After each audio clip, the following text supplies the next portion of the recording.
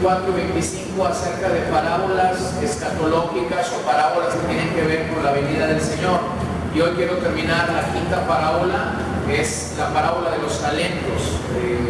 Les vuelvo a recordar cómo surgieron estas parábolas. Jesús ha pasado por el templo y está diciendo que no quedaría piedra sobre piedra de este templo. Y los discípulos le lanzan una pregunta a Jesús en Mateo 24:3. ¿Cuándo serán estas cosas? ¿Y qué señal habrá de tu venida y del fin del siglo? Y a partir de esa pregunta, Jesús les da 5 parábolas que ya hemos considerado las primeras 4. La parábola de la higuera, después vimos la parábola de... Buenos días. La parábola de la higuera, y después, pues ahí está en su Biblia, ¿no? No sé si no se las aprendieron de perdida ahí en su Biblia. Las 10 vírgenes, esta fue más goza, me dijo la de la semana pasada, ¿no? Ok, entonces, la parábola de la higuera. ¿Cuál? ¿La de quién? El sembrador, no, esa no está ahí todavía. Mateo 25, Mateo 24. Tampoco está ahí la semilla de mostaza. A ver, ahora subí el Mateo 24, por favor. El siervo infiel, la parábola de la higuera, que anuncia el verano, las 10 vírgenes. ¿Cuál es la otra? No. Ay, Señor, yo creo que me regreso. ¿Cuál falta ahí? ¿Cuál está perdida? Mateo 24, por ahí está una parábola que no damos con ella todavía.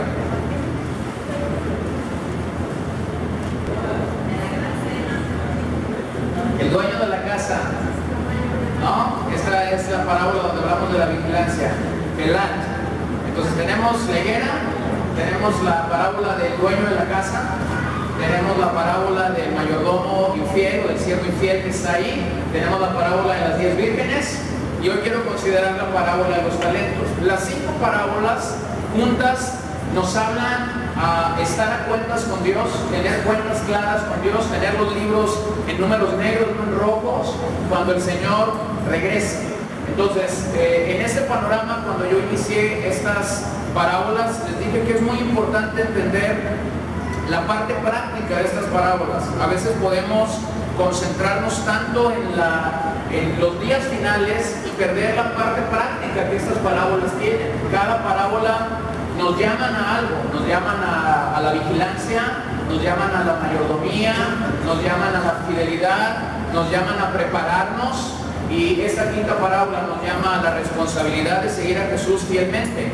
Entonces, la parábola de Mateo 25 que quiero considerar hoy es muy similar a una parábola que está en Lucas 19, no más que ahí la parábola se llama la parábola de las minas. Si tú lees la parábola de los talentos y de las minas, te vas a dar cuenta que aunque eran formas o medidas diferentes, te vas a dar cuenta que parecieran ser 2 versiones algo diferente del mismo relato.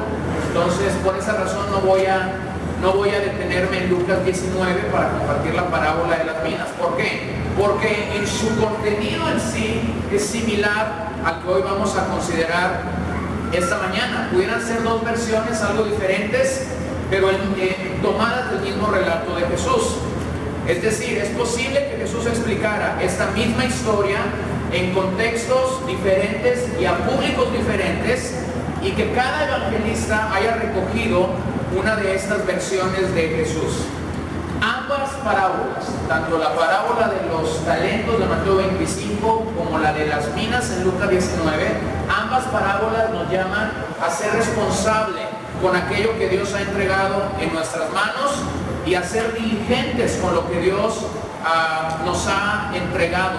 Entonces, por esa razón es que quiero considerar solo una de estas parábolas allí en Mateo 25.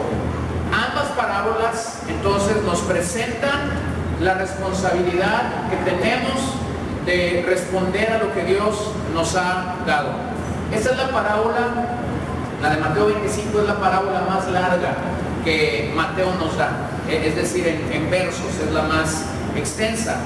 Y pues en medio de la zozobra que puede producir siempre los últimos días, cuando yo empecé esta serie se acordará que le dije varias cosas, ¿no? Hablamos del famoso meteorito que aparentemente se iba a estrellar con la Tierra y algo iba a pasar.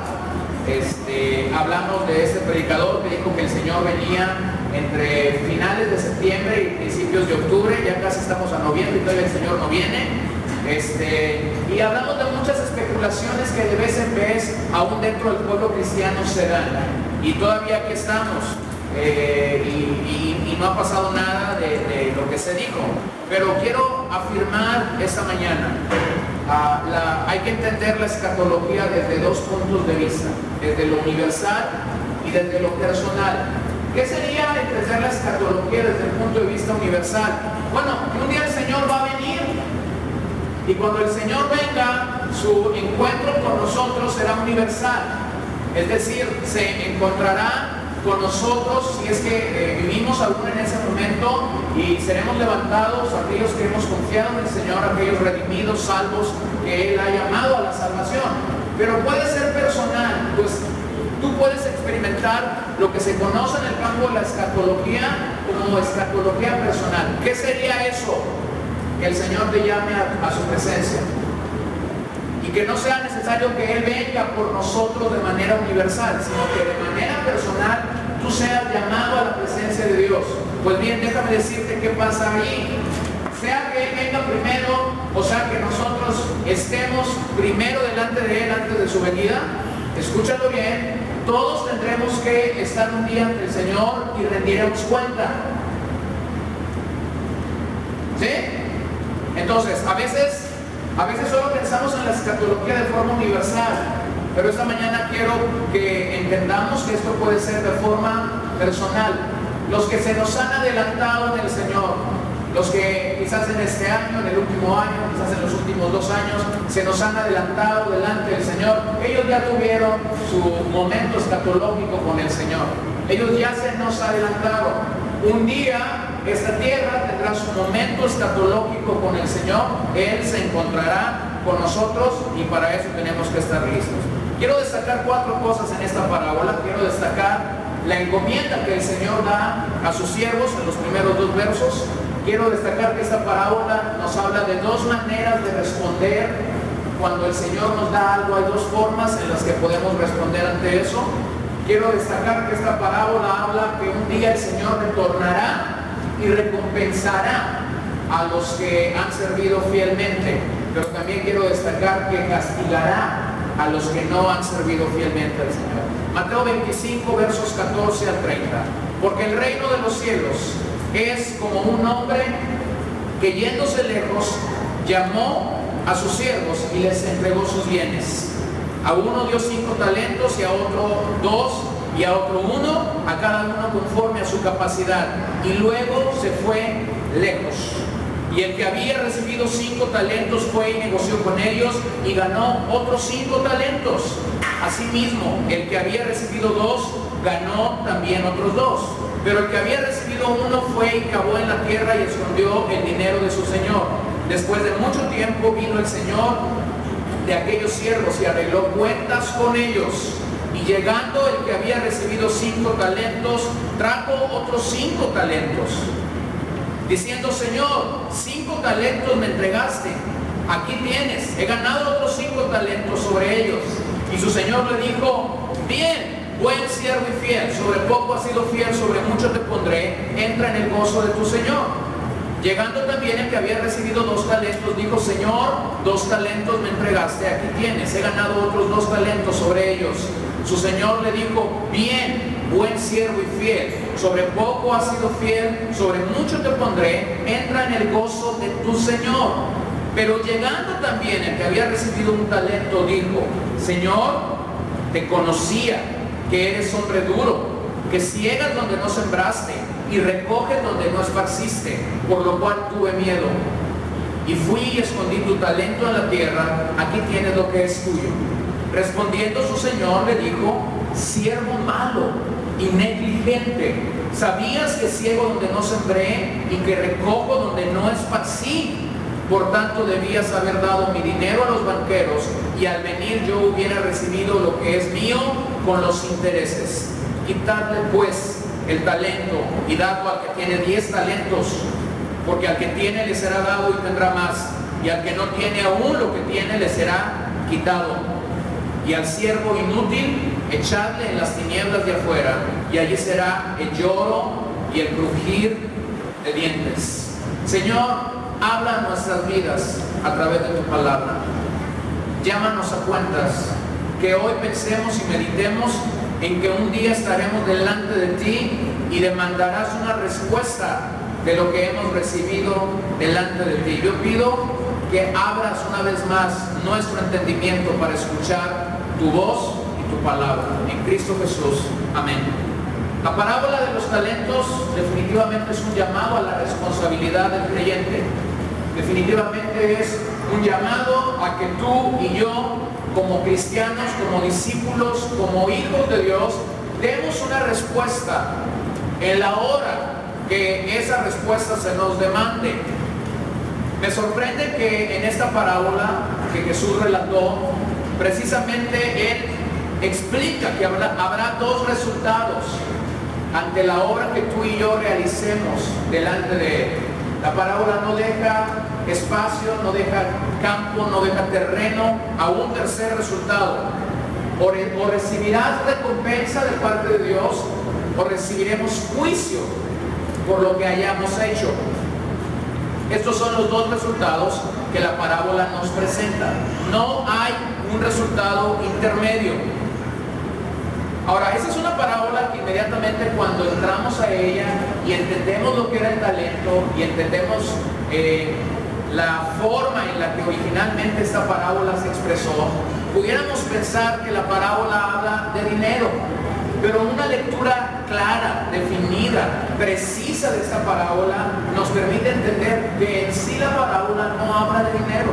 En sí la parábola habla de la relación que se debe desarrollar y se debe llevar delante de Dios como Señor y nosotros como siervos. Así que para mí la lección principal que esta parábola tiene no son las cantidades, no son los resultados, sino es la relación de amor hacia el Señor. La relación de amor hacia el Señor.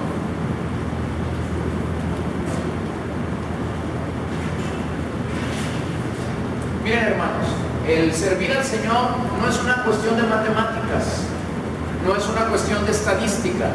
El servir al Señor no es una cuestión de finanzas. El servir al Señor no es una cuestión de administración. El servir al Señor es una cuestión de amor. Lo que Dios ve en la vida de un siervo cuando un siervo sirve no es que tantos resultados tiene, no es que tantos resultados arroja lo que Él sirve o lo que Él ha hecho. Y eso está muy dentro de la iglesia de nuestros días. ¿A qué la gente le llama un gran pastor? Yo he escuchado este término, ¿no? Y de repente dicen, fulano de tal es un gran pastor. ¿A qué le llaman ser un gran pastor? Pues lamentablemente le llamamos ser un gran pastor a alguien que tiene una iglesia grande. Pero deténgase un momento. El Señor no califica en esta parábola que habla de servirle, el Señor no califica por cantidades. El Señor califica por un servicio en amor. Ahora tú me dirás, ¿y por qué al que tuvo 10 talentos todavía le dio uno? Bueno, hay una explicación y voy a llegar ahí. Pero el asunto de servir al Señor no se trata de cantidades, no se trata de matemáticas, no se trata de que también te salen las estadísticas. La manera como Dios mide nuestro servicio hacia Él es por otra palabra, es por otro principio, y es qué tan fiel fuiste a lo que Dios te dio. Entonces, quiero, antes de introducirme a la parábola, que lo podamos reconocer. Servir al Señor es un asunto de amor. No de tiempo, no de capacidad, no de adiestramiento, no de interés, es de amor. Es de amor. Miren, yo he conocido gente que sirve al Señor y que ha servido al Señor por 30, 40 años, que si tú ves sus capacidades intelectuales, tú no tienes una lógica por qué estás sirviendo al Señor. Tú dices, caray, ¿Cómo ha podido llegar hasta donde ha llegado si no tiene capacidad intelectual para hacerlo? No tiene capacidad, no ha sido un buen administrador de los recursos, no tiene, algunos dicen, fulano no tiene carisma, no sé por qué tiene tanta gente, porque no se trata de eso, se trata de tu relación de amor con el Señor. Ya murió el hermano Jesús Castelazo, era un pastor chapaneco, yo creo que estaba así más o menos de estatura. Aprendió a leer con la Biblia. Cuando llegó al Señor, él no sabía leer, hablaba el dialecto de su etnia ahí en Chiapas y no sabía leer, lo enseñaron a leer con la Biblia. Llegó a pastorear en Chiapas una mega iglesia, llegó a fundar iglesias en el estado de Chiapas y de Tabasco y de Veracruz alrededor de él. Y Dios puso tremendamente al hombre. Al final de sus años escribió 8 o 10 libros y se vendían como pan caliente. Y donde lo presentaban como el doctor Jesús Castelazo, porque todo el mundo pensaba que era un hombre muy sabio. Resulta que cuando siempre comenzaba a predicar desde su testimonio. Y luego decía, pues ustedes me presentan como doctor. Yo creo que soy doctor de marranos, porque yo estaba ahí cuidando los marranos cuando el Señor me llamó a la salvación. Y él platicaba su vida, y él platicaba su historia libremente, y podía ver algo. La gente cuando él terminaba de predicar decía, ¿y usted es doctor en qué? Se le acercaban y le hacían la pregunta, ¿usted es doctor en qué? ¿Es psicólogo, es psiquiatra, es ginecólogo? Yo no soy nada de esas tontadas. Mi educación, mi única educación ha sido con la Biblia. Ahora, pero ahí te va. Si tú no sabías quién era y tú lo escuchabas hablar, tú pensabas que el hombre estaba sumamente preparado. He conocido a otra gente que tiene grandes capacidades intelectuales y que también son usados por Dios. Yo no digo que no estoy aquí contrarrestando una cosa contra la otra, pero lo que sí puedo decirte no es asunto de capacidad, tampoco es asunto de tiempo. No es asunto de tiempo. A veces a los que están sirviendo al Señor tú dices, pues te sobra el tiempo para servir al Señor. No te sobra, te falta. Pero no es asunto de tiempo, es asunto de amor. A ver, voltee con el que está a su lado, dígale, servir al Señor es asunto de amor. Es que tanto lo amas. Había un discípulo que al parecer no entendió este principio, a pesar de que caminó con Jesús 3 años. Aquel día en la playa, cuando Jesús ha resucitado y ha venido con los discípulos, le hace 3 veces la misma pregunta a Pedro. ¿Se acuerdan? Con ciertas y cuales diferencias en los mandamientos que él dio. Pero la pregunta era la misma. ¿Me qué? ¿Me amas? ¿Me amas? Y Pedro en el original le contestaba primero, siento simpatía por ti, siento cierto grado de amor. Y el Señor le volvía a preguntar, ¿me amas? Y él volvía a contestar algo medio, por ahí como que iba subiendo, hasta que al final entendió la palabra amor y dijo, sí, me amo. Ahora, hermanos, decir que amamos al Señor es una cosa. Practicar ese amor y vivir en ese amor es otra cosa muy diferente. Entonces revisemos esta mañana la encomienda que Jesús dio a estos 3 siervos que en la parábola se nos relata. Es claro entender en esta parábola que el hombre que se va lejos es Jesús, que los siervos que están aquí representados, estos 3 siervos, representan o hablan de la cristiandad o de los profesantes que pueden haber dentro de la iglesia del Señor Jesús. Y lo que esta parábola nos llama es a servir al Señor. Un talento. ¿Qué era un talento? Un talento era una unidad monetaria y algunos creen que también era una unidad de peso, pero voy a tomar la idea de que era una unidad monetaria. El talento era la unidad monetaria de mayor valor en los días que Jesús relató esta parábola. Hay quienes dicen que el talento era o representaba el salario de un año de una persona.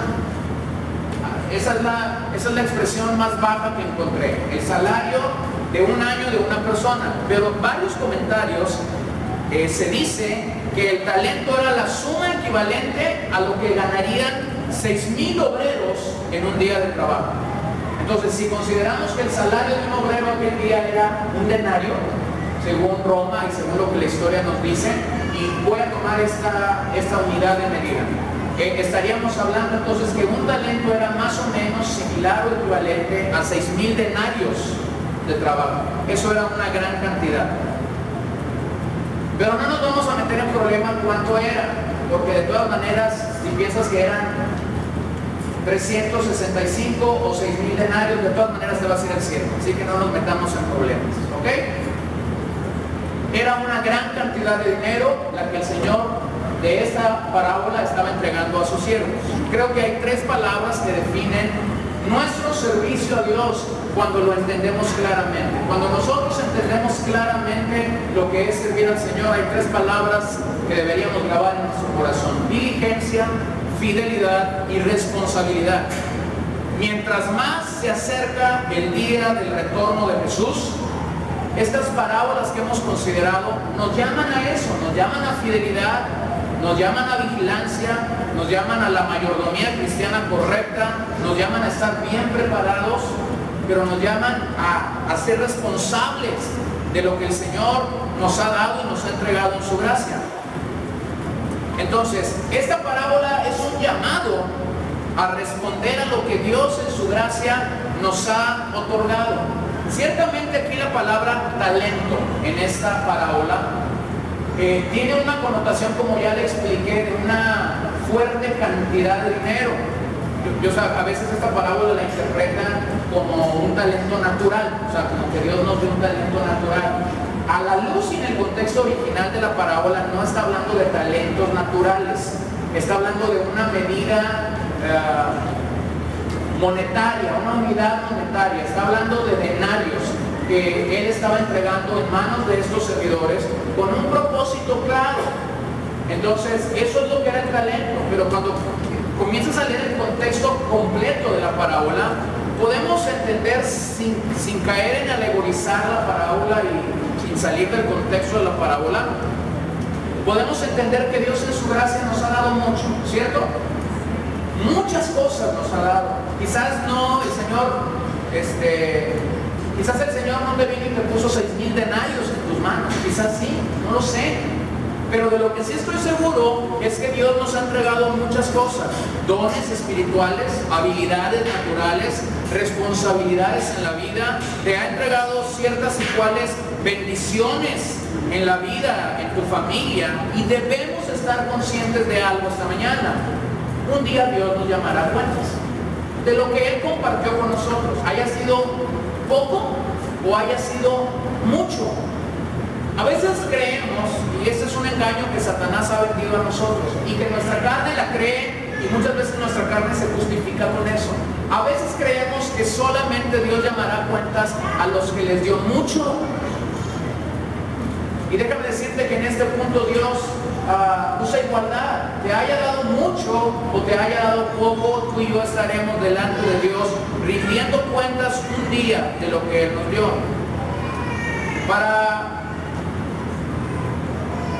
Para muchos esta parábola tiene un sentido capitalista, puesto que se trata de negociar con un capital prestado que el Señor ha dado aquí a sus siervos, y pareciera ser que el ideal en esa parábola es que lo que se nos dio, lo que se les dio a los siervos, fuera multiplicado y aumentara. Pero nuevamente quiero decirte, la parábola no se trata de capital, la parábola no se trata de dinero. ¿Por qué Jesús da a unos más y a otros menos? Es la pregunta que muchas veces se me ha hecho y que quizás a ti mismo te la han hecho. ¿Por qué Jesús le da tanto a aquel y a mí me da poco si yo trabajo más que Él? Y la respuesta es porque Dios es soberano.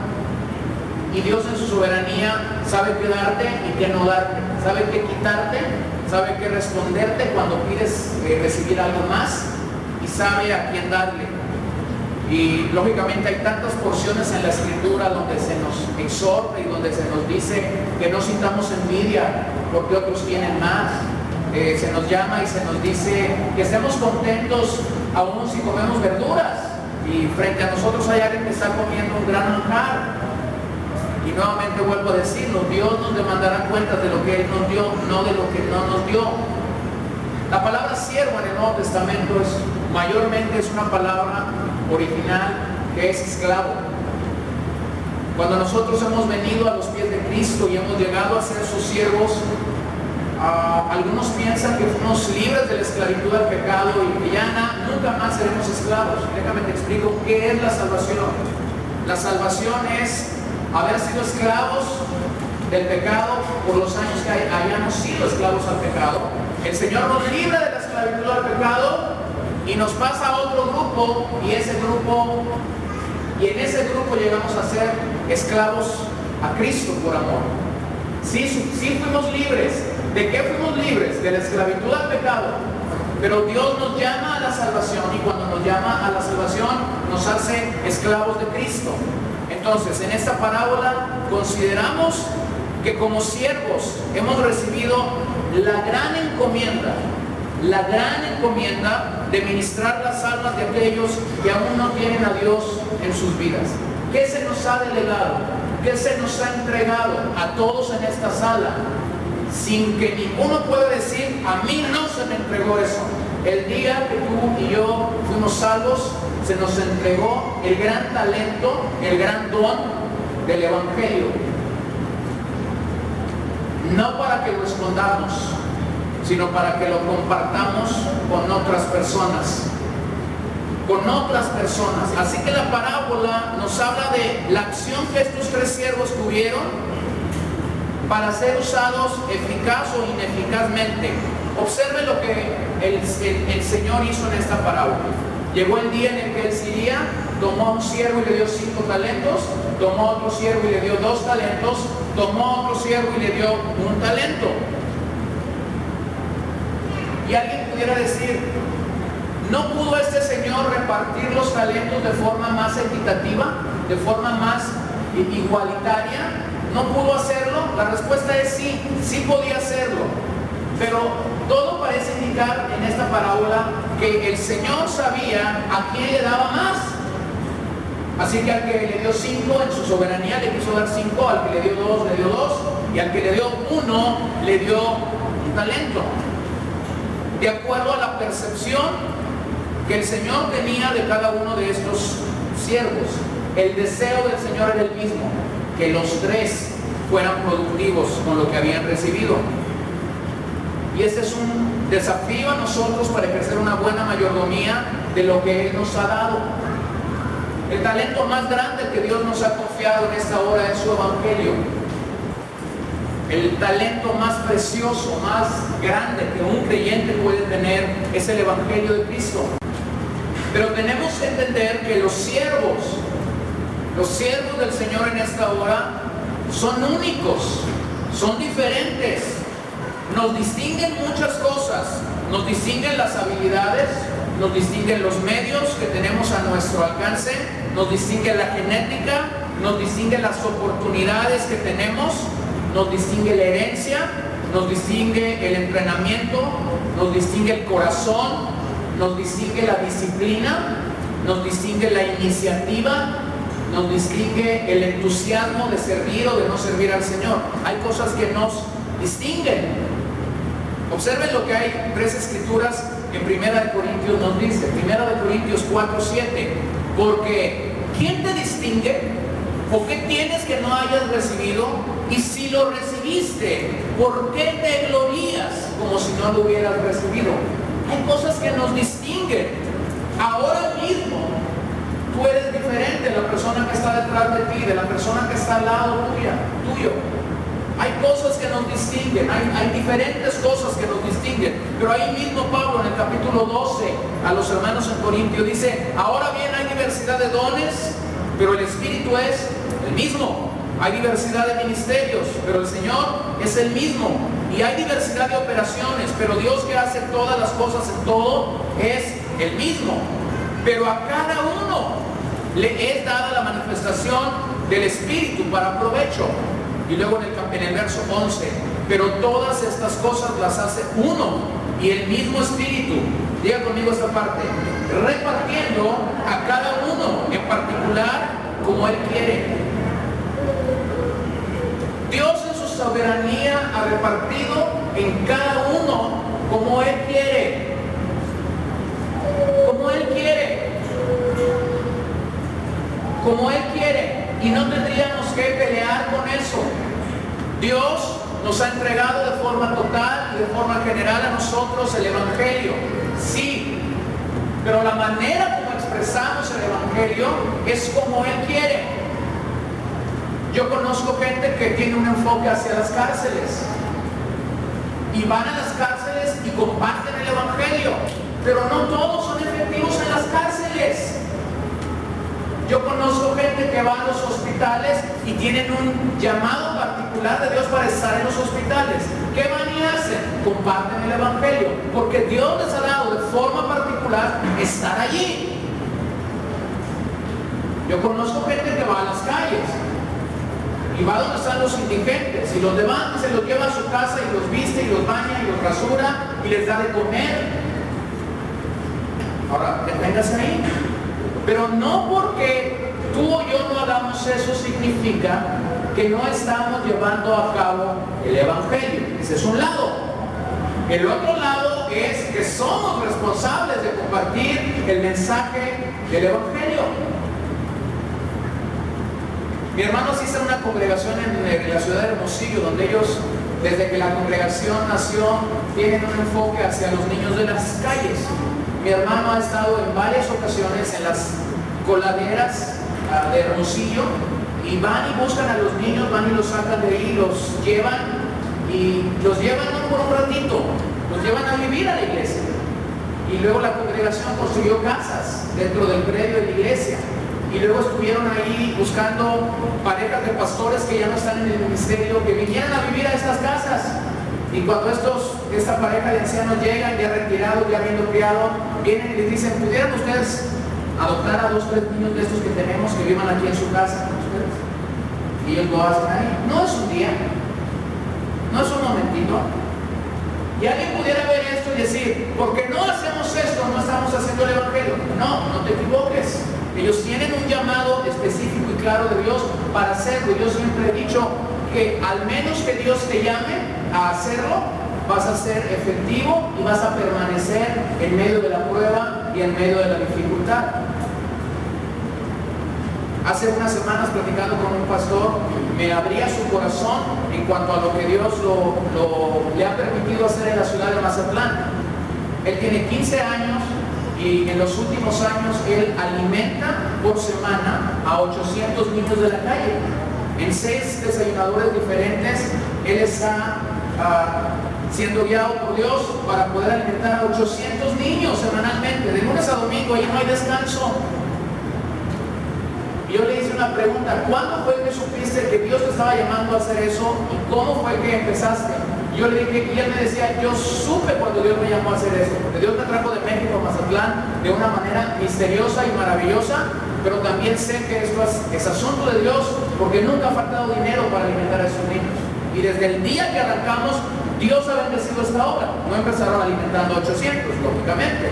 No empezaron con 6 desayunadores, lógicamente. Empezaron con 1 y empezaron un día a la semana. Y después fueron a 2 días a la semana. Y después fueron a 3 días a la semana. Y después fueron a una semana.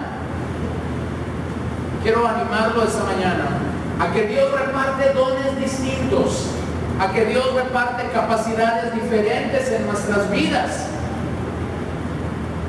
Y si tú estás seguro de lo que Dios te ha llamado a hacer, esa es una buena parábola que nos llama a hacerlo, a no ocultar lo que Dios nos ha dado. Cada siervo tiene la misma oportunidad de ser fiel en el uso de lo que Dios le ha dado. Vuelvo a enfatizar, Dios nos juzgará por nuestra fidelidad, no por el número de dones o por el tamaño de la obra que se nos asignó. Lo importante, hermanos, no es la cantidad. Lo importante es la responsabilidad de hacerlo prosperar. Cualquiera que ha servido a Dios en esta sala, y cuando hablo de servir al Señor, déjenme nada más abrir su panorama. Para algunos servir al Señor es hacer algo religioso, ¿cierto? Para algunos servir al Señor es cantar, para algunos servir al Señor es predicar, para otros servir al Señor es orar. Y esa es una, discúlpeme la expresión, esa es una manera muy mediocre de reconocer que es servir al Señor. ¿Sabes que mañana cuando suene a las 7:30 de la mañana y tú tengas que entrar a las 8 a.m. a tu trabajo, tú estás sirviendo al Señor? ¿Lo sabías? Porque todo lo que hacemos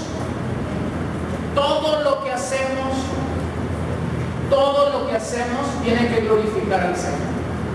Si barres, es para glorificar al Señor.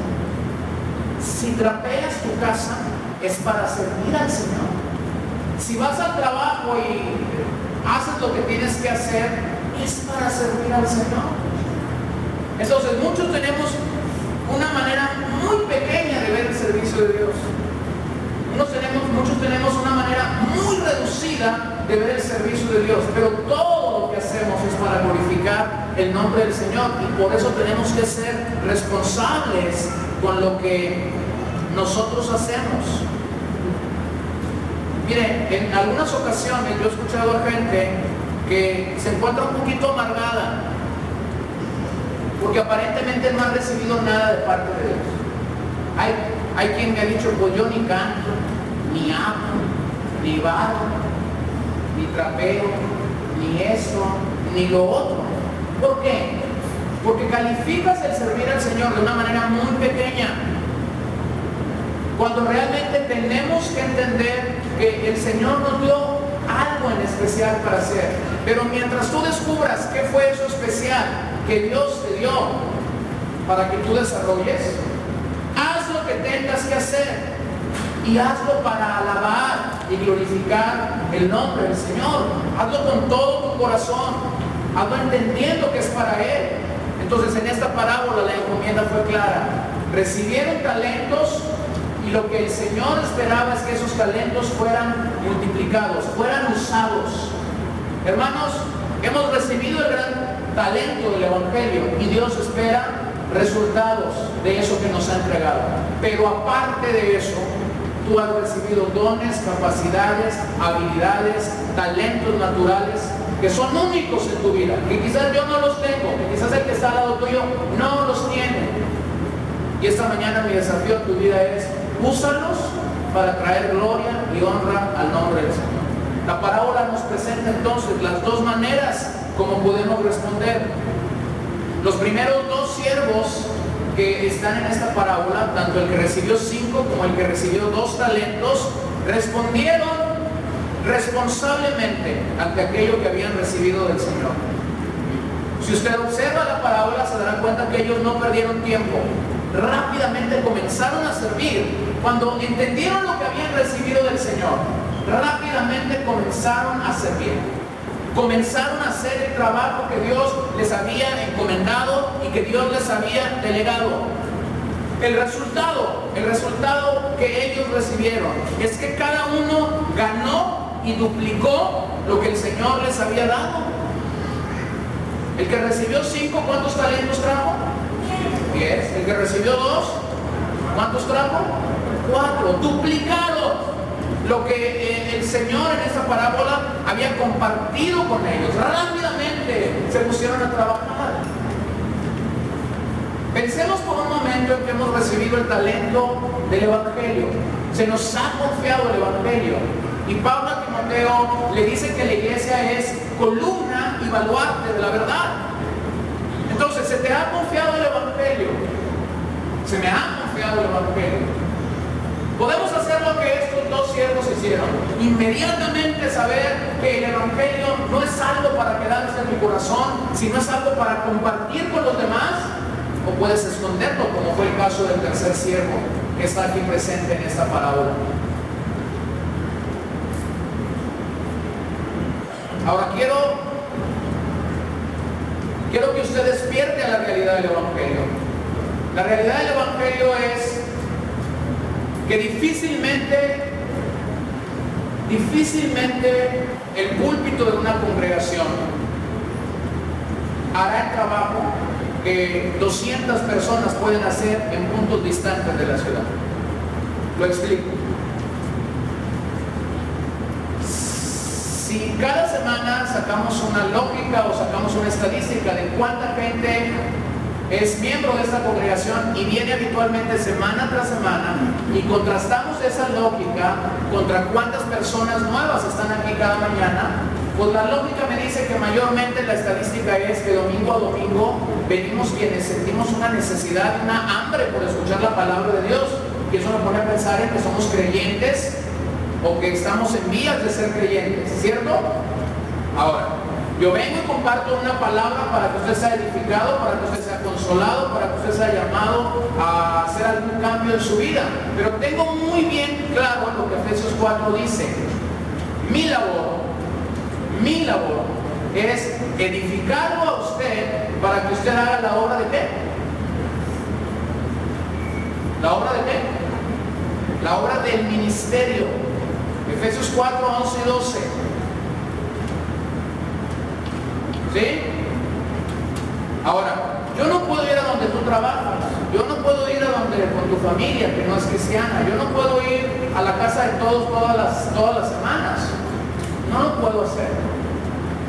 Pero así como a mí se me confió el Evangelio para compartirlo donde yo ando, donde yo estoy, con quien yo tenga que ver en la semana, también a ti se te confió el Evangelio. Y es que les voy a ser bien sincero, el tipo de pastorado que teníamos hace unos años, cuando yo nací así era, y me asusta pensar que todavía puede ser así. El pastor era el único que podía ir a orar por los enfermos, el pastor era el único capacitado para evangelizar, el pastor era el único capacitado para ir y resolver un problema, un conflicto. Hermanos, tenemos que cambiar esa mentalidad. A usted se le ha encomendado el mismo evangelio que se me ha encomendado a mí. Yo no soy más en esta congregación, yo soy uno más en esta congregación. Yo estoy a su lado para hacer la obra del ministerio, pero a usted se le ha confiado el mismo evangelio que se me ha confiado a mí. Si usted cree que a mí se me va a llamar a cuentas por lo que Dios me ha dado, ciertamente se me va a llamar a cuentas, pero le tengo una noticia esta mañana. También a usted se le va a llamar a cuentas, porque el evangelio, el mismo evangelio que yo recibí, usted lo recibió. Y si no recibimos el mismo evangelio, estamos de sobra, o usted o yo aquí. ¿Sí lo entiende? O sea, si no es el mismo evangelio, alguien está equivocado esta mañana. Se nos confió el talento más grande que se nos pueda haber confiado.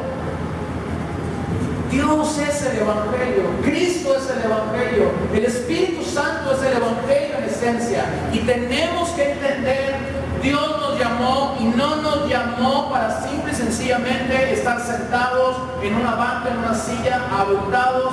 No, Dios nos llamó y nos ha confiado el más grande y precioso ministerio. Pablo se los dijo a una iglesia en otras palabras. Y les dijo, hemos recibido el ministerio de la reconciliación. ¿Qué es eso? Somos un puente entre Dios y el pecador. Estamos proclamando el mensaje de reconciliación. ¿Con quién? Con quien no tiene al Señor. Con quien no tiene al Señor.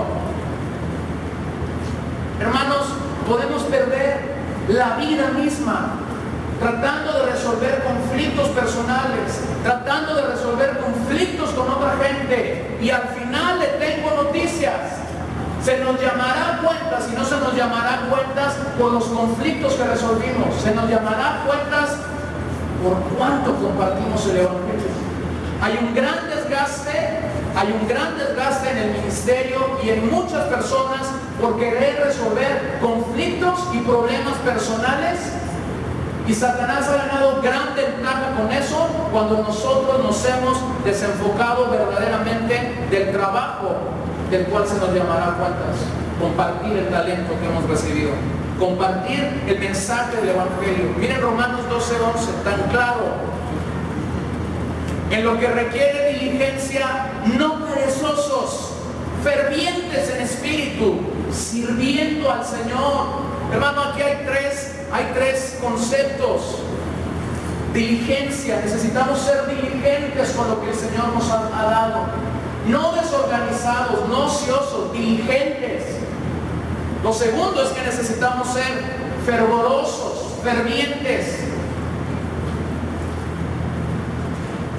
sirviendo al Señor. ¿A quién hay que servir? Al Señor. Esto de ser fervientes y de ser fervorosos muchas veces es muy mal entendido, ¿no? Tenemos este dicho en México de fulano de tal es pura llamarada de petate. ¿Lo has escuchado eso? Cuando hay nomás emoción, ¡ay, sí, vamos a hacer esto, no! Y le dices tú, a las 9 de la mañana aquí nos vemos. Y llegan las 9, llegan las 10, llegan las 11, y llegan las 12, por allá a las 12 le marcas, oye, ¿qué no causa? ¿Quedamos a las 9? ¿De qué día?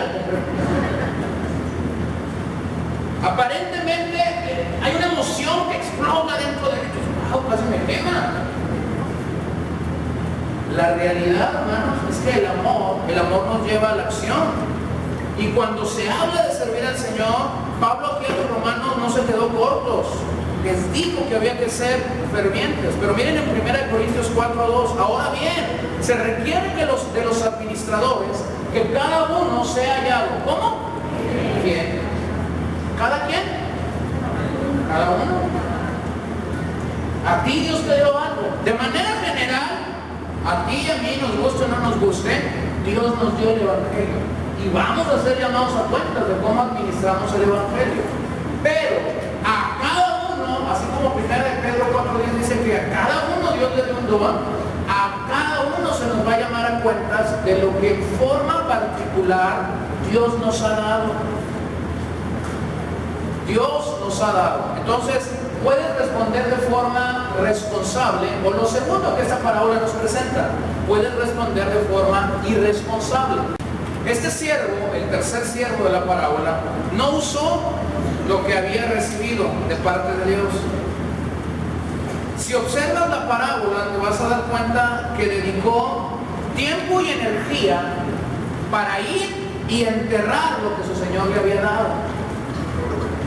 Dedicó tiempo y energía para enterrar lo que su Señor le había dado.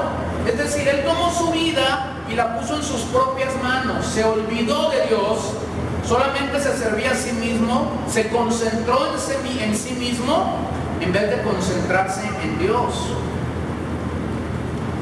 Es decir, tomó aquello maravilloso y precioso que su Señor le había dado y fue y lo enterró. Y nosotros podemos ser duros con este siervo, pero creo que este es un espejo en el que muchas veces nosotros mismos hemos estado enterrando literalmente lo que Dios nos ha dado. Miren lo que Santiago escribió a los hermanos, Santiago 4:17, y al que sabe hacer lo bueno y no lo hace, le es pecado. Le pregunto, compartir el mensaje del Evangelio, ¿es bueno o es malo? ¿Por qué no lo hacemos? ¿Por qué no lo hacemos? Y si no lo hacemos, esto es tomado a nuestro favor o en nuestra contra, ¿cómo qué? Como pecado. Entonces ahí estás, cuidándote. Somos muy buenos por eso. No debo mentir, porque es pecado. No debo robar, porque es pecado. No debo mirar allá donde no debo mirar, porque es pecado. No debo hacer esto porque es pecado. Agréguele, por favor, a partir de este día, agréguele que no evangelizar es pecado. Buenas tardes. Era el momento glorioso para decir amén. Era el clímax del mensaje para que usted pudiera decir amén. No hacer lo que Dios nos ha confiado, el talento más grande que Él nos ha confiado, se nos va a contar como pecado. Ahora, le voy a ser muy sincero. ¿Por qué no tenemos un enfoque hacia el evangelismo? Por egoísmo, hermanos. Porque estás ahí, ay Señor, me duele la patita otra vez. No se me quita siempre el dolor. Ay Señor, es que la hermana me miró mal el domingo y no me saludó. Ya es sábado, hermano, ya pasaron 6 días. Y usted todavía está pensando en que la hermana no lo saludó, ya la va a volver a ver. Y le voy a profetizar, no la va a volver a saludar. Y usted está ahí preocupado por eso. Y mientras usted y yo vivimos en banalidades y en tonterías cristianas, hay cientos, miles y millones que no tienen otro lugar al cual ir sino al infierno. Y un día estaremos delante del Señor. Entonces Él nos preguntará, ¿qué hiciste? Santiago 5:5. Muchos vivimos en deleites, solo pensando en nosotros, con una mentalidad hedonista, como esta cultura bien absorbida se encuentra. Pues quiero decirte una cosa: quien recibió un talento en esta parábola, recibió la misma llamada para estar a cuentas que quien recibió 5 y que quien recibió 2. Ahora, por favor, no estés pensando que si recibiste un solo talento, Dios no te va a llamar a cuentas. Dios nos va a llamar a cuentas. Y le tengo sorpresa, nos va a llamar a cuentas porque recibimos el talento del Evangelio, lo más grande y lo más maravilloso que alguien pudiera recibir. Lo tercero que esta parábola nos habla es acerca del retorno del Señor y la recompensa que Él dio a los primeros 2 siervos. Porque cuando el Señor regrese nos llamará a cuentas. Y eso será un instante, en un instante seremos llamados a cuentas. Él regresará para hacer cuentas, observen, con sus siervos, no con el mundo. El siervo en esta parábola llamó a los mismos 3 que Él entregó los talentos, a nadie más. A nadie más. Pero la realidad es que cuando el Señor regrese, así como dentro de las 10 vírgenes que veíamos la semana pasada, había 5 vírgenes prudentes y sensatas, pero había 5 vírgenes imprudentes e insensatas y necias. Así cuando el Señor regrese, encontrará siervos genuinos y siervos falsos. Miren Mateo 18:23. Por lo cual el reino de los cielos es semejante a un rey que quiso hacer cuentas con sus siervos. Un día seremos llamados a cuentas como siervos de Dios. ¿Cuándo será eso? No sé. Quizás Él venga primero, quizás nosotros vayamos primero, no lo sé. Pero seremos llamados a cuenta. Y Pablo nuevamente a los romanos dice, de manera que cada uno de nosotros dará a Dios cuentas de sí. Olvídese por favor de dar cuentas por otras personas. Demasiada carga debería ser para nosotros saber que daremos cuentas a Dios por nosotros mismos, como para estar pensando en otros. Observe lo que el Señor dijo a ambos siervos.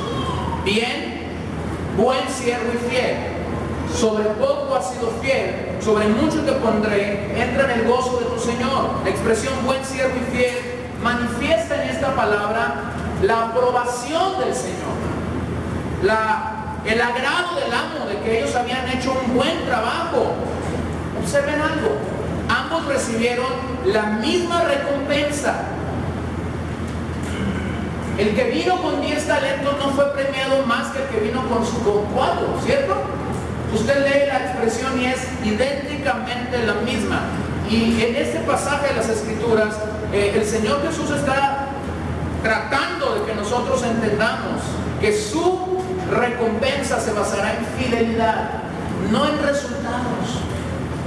No en resultados. No es más fiel porque usted tenga mayores resultados que el que está a un lado suyo. No, Dios basará sus recompensas en fidelidad, no en nuestros resultados.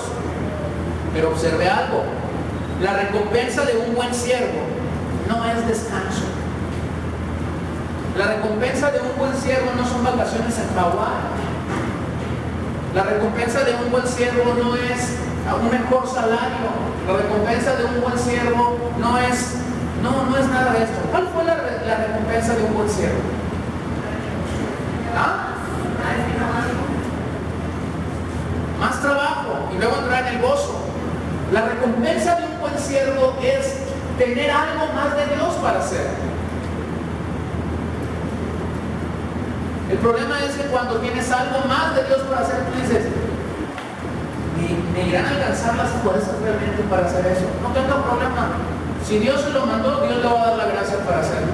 Si Dios se lo mandó, Dios le va a dar el poder para hacerlo. Dios le va a dar una nueva y renovada mentalidad para hacerlo. Pero siempre la recompensa de un buen siervo es mayor trabajo, es mayor responsabilidad. Entonces, los dos siervos en esta parábola, hermanos, consideraron un privilegio servir al Señor.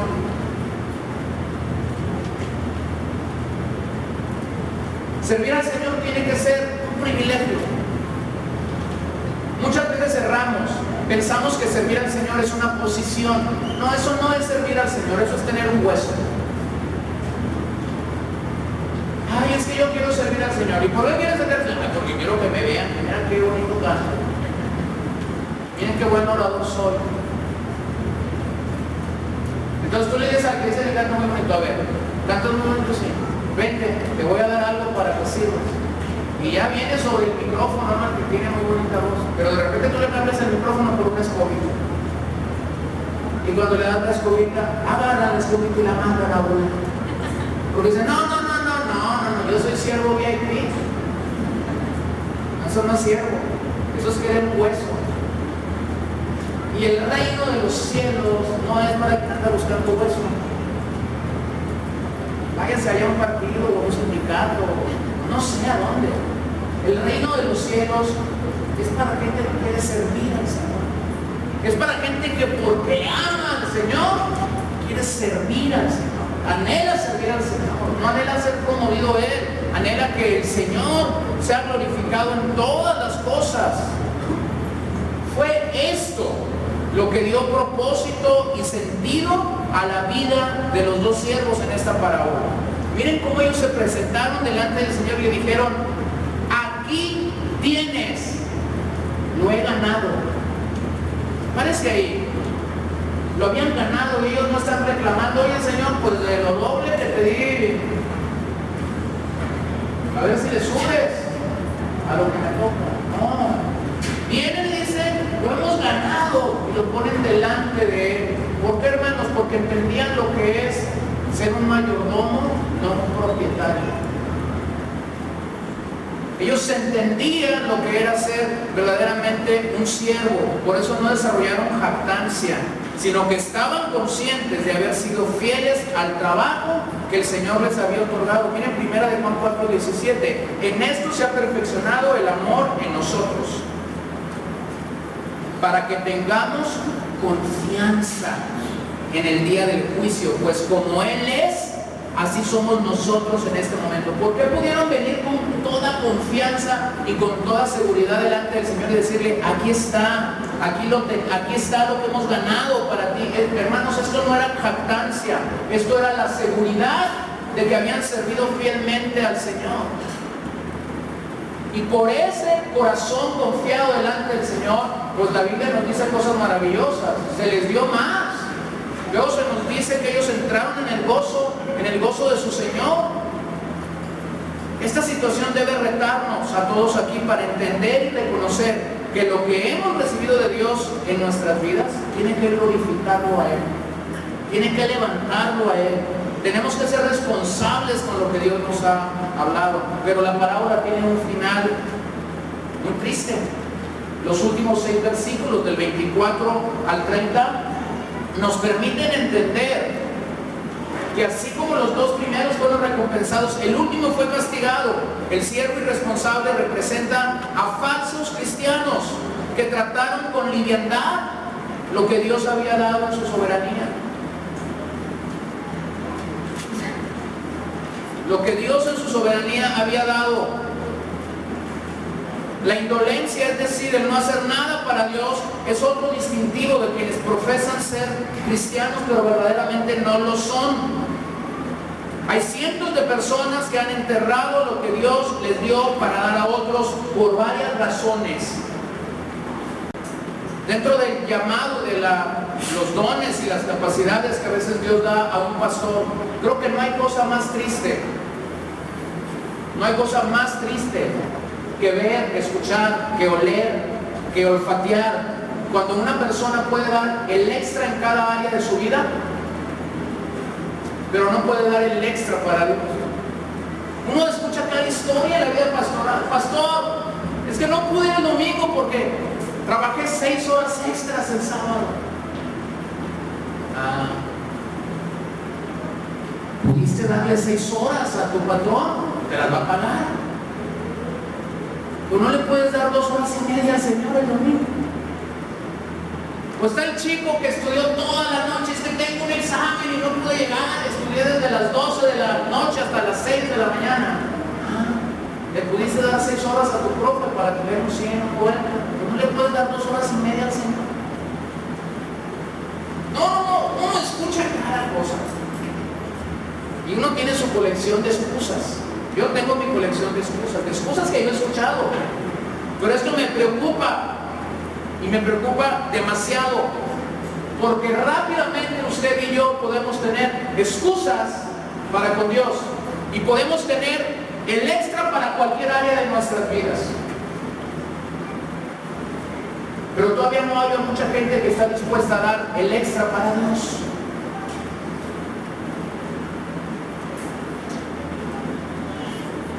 El extra para Dios. Hay gente que se puede desvelar viendo la tele el día sábado sin raspar muebles. Sin raspar muebles. Te puedes sentar frente al box desde las... ¿A qué hora se empieza? ¿A las 8? Las 7, bueno. Puedes estar ahí desde las 8 hasta las 11 de la noche. Puedes comer y volver a comer y estás emocionado y brincas y gritas. Pero al día siguiente no vienes. Y luego cuando uno te habla y te pregunta, ay pastor, pues tuvimos un avivamiento aquí el sábado en la noche, nomás no me dices de qué fue el avivamiento, ¿no? Te puedes ir de fiesta el sábado en la noche, llegar a las 2 de la mañana a tu casa, pero al día siguiente te va a agarrar sábanas y te va a arropar y no te vas a levantar. Pudiste dar el extra para ir a la fiesta, pudiste dar el extra para el negocio, pudiste dar el extra para mí unas cosas. ¿Por qué no comienzas a dárselo a Dios? ¿Por qué no se lo das a Dios? ¿Por qué no se lo damos a Dios? Bueno, posiblemente no se lo damos a Dios porque nos encontramos en la condición de este siervo. Así como el cuerpo físico se puede atrofiar cuando más bien un miembro de nuestro cuerpo se puede atrofiar cuando no lo usas, lo mismo pasa con los dones que Dios nos ha dado, los recursos que Dios nos ha dado. Si no los usamos, se van a atrofiar. Y en este punto Jesús llega al clímax de la parábola. Todo lo antes relatado en la parábola es para llegar a la vida del siervo irresponsable, infiel, desleal de esta parábola. En este momento, cuando tú lees esta parábola, cuando llegas al versículo 24, tú ya estás diciendo, qué mal siervo. No consideró lo que Dios le dio. Pero mira, observa, hay 2 motivaciones del siervo infiel en este pasaje.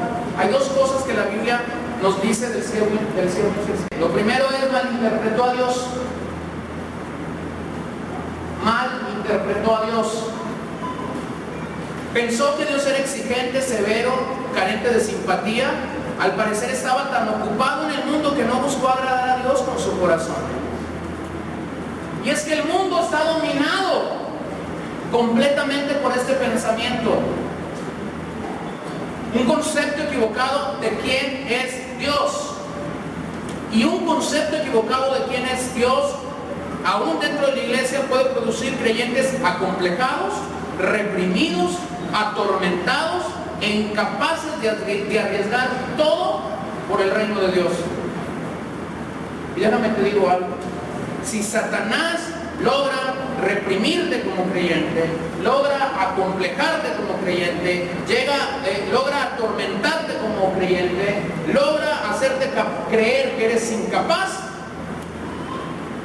despreocúpate por Satanás, no te dará más guerra. Si él ha logrado hacer eso, ya es tu cuate, no te dará más guerra, porque ha logrado su cometido. Que tú y yo tengamos un concepto equivocado de quién es Dios. Lo segundo que el siervo hizo es que la parábola dice que tuvo miedo. Tuvo miedo. ¿Qué iba a hacer con ese talento que había recibido? Tuvo miedo de usar y de poner su talento al uso del Señor, para gloria del Señor. Y hermanos, el miedo paraliza. El miedo jamás es un catalizador para servir al Señor, jamás es un para extender la obra de Dios.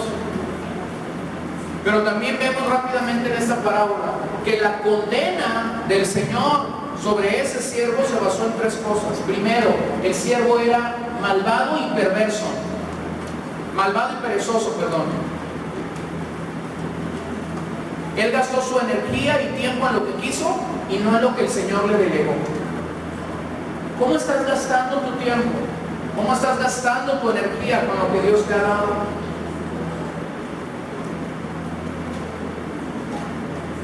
Lo segundo, no fue consistente.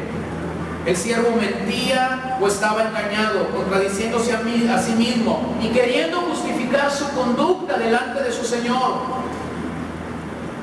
Por último, lo tercero es que fracasó, seguramente fracasó en el uso del don. La parábola nos dice que simplemente lo enterró. Y observen su juicio. Fue despojado de lo que tenía. Ya no tendría el privilegio de servir al Señor. Ya no tendría nada que ver con el Señor. Y el verso 29 nos dice que lo que tenía se le dio al que tenía ya 10 talentos. La palabra griega que se usa para tendrá más es periseo. Habla de abundancia y de exceso. Es decir, el que es un buen siervo, el que es fiel al Señor, el que se ha preparado, el que es diligente, recibirá de parte del Señor lo que a los otros se les quitará. No puedo bajar de este lugar sin decirte que el fiel uso de lo que Dios nos ha dado nos preparará para nuestro progreso espiritual, para nuestro servir al Señor. Nos preparará para tu progreso espiritual, el fiel uso de lo que has recibido. La segunda cosa que el siervo malo de esta parábola recibió, dice la Biblia que fue echado a las tinieblas de afuera. Esto habla de separación del Señor, sin gozo eterno de la salvación. La expresión, allí donde hay lloro, ¿y qué? Y crujir de dientes. Hermanos, este es un escenario horrible y es reducido a una sola palabra: infierno. La frase lloro y crujir de dientes, cada vez que está en los labios de Jesús en los evangelios, significa el infierno. Yo lanzo una pregunta para ti esta mañana: ¿cómo estás administrando lo que Dios te dio? Alguien esta mañana pudiera decirme: pues yo no soy muy talentoso, yo no tengo muchos dones, yo no canto, yo no predico, yo no oro, yo no ayuno, yo no hago nada que pudiera decirme que tengo un don o una capacidad de parte de Dios. Te pregunto esta mañana: ¿qué has hecho con el glorioso y bendito talento del Evangelio? Que el día que fuiste llamado a la salvación, así como yo fui llamado a la salvación, se nos encomendó. ¿Lo has enterrado? ¿Lo has ocultado? Esa es la mentira que Satanás quiere que creamos. Que no hemos recibido un gran talento de parte de Dios. Quiero decirte algo acerca del Evangelio como un capital o como un talento. Solo aumentará en tu vida cuando lo has gastado todo. ¿Por qué no has crecido más en el Evangelio? ¿Por qué no has crecido más en el entendimiento claro de lo que es el Evangelio? ¿Por qué no has gastado lo que Dios te dio? Porque no lo has invertido. Lo tienes completito, sí, pero lo único que eso manifiesta es egoísmo en tu vida. Lo tienes para ti. Y este capital, este talento que se nos dio, mientras más lo damos, mientras más lo llevamos a otros, más se engrandece en nuestras vidas. Pero yo me atrevo a pensar lo que 1 Pedro 4:10 dice, que no solamente recibiste el tesoro, el regalo del Evangelio, has recibido dones espirituales, porque ahí Pedro dice: cada uno según la multiforme gracia de Dios, administrelo para la edificación de los demás en el cuerpo. El final de esa parábola es muy similar al de las 10 vírgenes, ¿no? 5 vírgenes que entraron en la fiesta, 5 vírgenes que se quedaron afuera, a pesar de haber sido invitados. ¿De acuerdo? Aquí hay 3 siervos, los 3 recibieron talentos, pero solo 2 escucharon la recompensa del Señor. Y uno, a pesar de haber recibido un talento, escuchó la condena del Señor. Un día estaremos delante del Señor y solo habrá 2 cosas que podamos escuchar. Cierra tus ojos ahí. O bien podrás escuchar: bien, buen siervo y fiel, sobre poco has sido fiel, sobre mucho te pondré, entra en el gozo de tu Señor. O bien podrás escuchar: echadle en las tinieblas de afuera, allí será el lloro y el crujir de dientes. Señor, yo pido esta tarde que si nos hemos encaminado a escuchar la segunda posibilidad que esta parábola nos da, que seremos echados en el fuego, yo pido que esta mañana uses tu palabra para causar arrepentimiento en nosotros, para llamarnos a un servicio fiel a ti. Y pido que si nos hemos encaminado a servirte con fidelidad, en santidad, entonces podamos entender que nos darás más responsabilidades en el reino. De ninguna manera podemos excusarnos por no hacer nada con el evangelio que hemos recibido.